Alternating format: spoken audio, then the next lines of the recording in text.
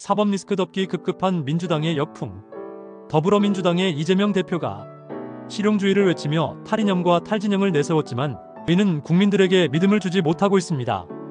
당내에서조차 그의 우클릭에 대한 비판이 거세게 나오고 있고 양대 노총은 물론 전통적 지지층마저 등을 돌리고 있습니다. 문제의 핵심은 이재명 대표가 마주한 사법 리스크입니다. 그의 사법 리스크가 민주당의 신뢰 하락을 이끌었고 공정을 중시하는 젊은 층의 분노를 불러일으키며 국민의힘으로의 지지 이동을 가속화하고 있습니다. 이는 단순히 일시적인 현상이 아니라 민주당이 차기 대선에서 심각한 위기에 직면할 것임을 예고하고 있습니다. 최근 여론조사에서 민주당 지지율은 하락세를 보이고 있습니다. 특히 공정성을 중시하는 2030 세대 남성들이 민주당에 대한 신뢰는 바닥을 쳤습니다. 20대 남성은 국민의힘 지지율이 58%에 달하는 반면 민주당 지지율은 8%에 불과합니다.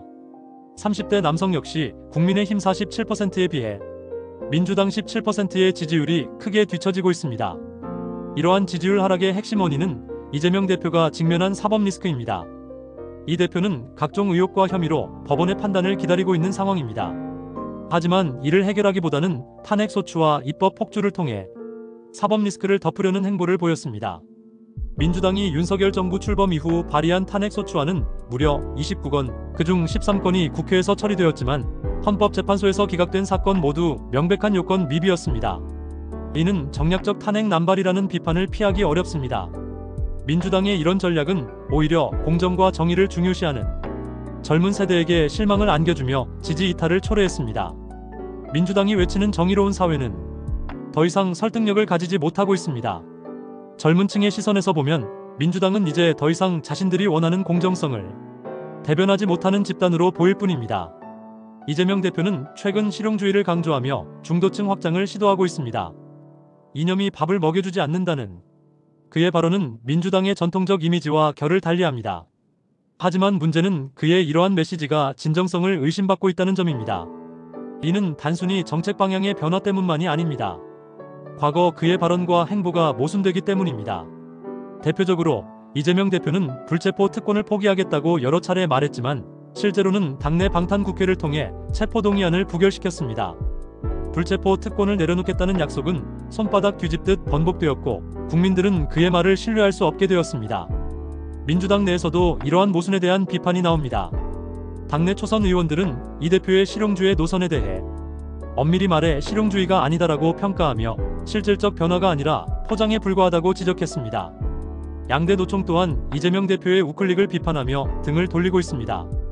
이는 이재명 대표의 실용주의 노선이 표면적인 이미지 전략에 불과하며 진정한 변화를 이끌기엔 부족하다는 것을 보여줍니다.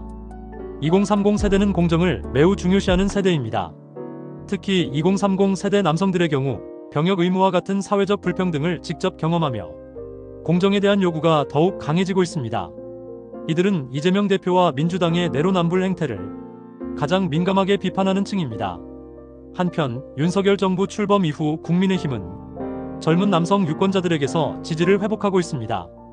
20대 남성과 30대 남성의 국민의힘 지지율은 각각 58%와 47%로 민주당 지지율을 압도합니다. 이는 민주당의 사법 리스크와 내로남불 정치가 2030 세대의 신뢰를 잃었음을 보여줍니다. 민주당은 사법 리스크를 덮기 위해 연쇄적인 탄핵 남발과 입법 폭주를 감행했습니다. 하지만 이는 오히려 민주당의 지지 기반을 약화시키는 결과를 낳았습니다. 양곡관리법, 한우지원법, 농수산물 유통 및 가격 안정법 등 이재명표 법안들은 실용주의와 거리가 멀다는 평가를 받았고 전통적 지지층마저 등을 돌리게 만들었습니다. 특히 민주당의 탄핵소추 남발은 정당의 면책특권이라는 보호막 뒤에 숨어 헌법을 남용하는 행태로 비춰졌습니다. 헌법재판소는 요건 미비의 탄핵소추를 기각했지만 이는 민주당에 대한 국민적 신뢰를 회복하기에 역부족이었습니다. 더불어민주당이 차기 대선에서 승리하기 위해선 이재명 대표의 사법 리스크를 해결하는 것이 가장 시급한 과제입니다. 실용주의를 외치며 표면적으로 중도 확장을 시도하더라도 국민들은 그의 진정성을 신뢰하지 못합니다. 민주당은 이제 선택의 기로에 섰습니다. 이재명 대표를 중심으로 한 방탄국회와 탄핵 정치가 계속된다면 공정과 정의를 중시하는 2030 세대의 이탈은 가속화될 것입니다. 나아가 당의 전통적 지지층과 노조의 지지마저 잃고 차기 대선에서도 국민의 선택을 받지 못할 가능성이 높아질 것입니다. 민주당이 국민의 신뢰를 회복하려면 먼저 사법 리스크를 투명하게 해결하고 공정과 정의를 바탕으로 한 정책적 변화를 보여줘야 합니다. 이를 외면한다면 민주당은 사법 리스크 정당이라는 오명을 벗지 못한 채 역사의 뒤안길로 사라질 위기에 처할 것입니다.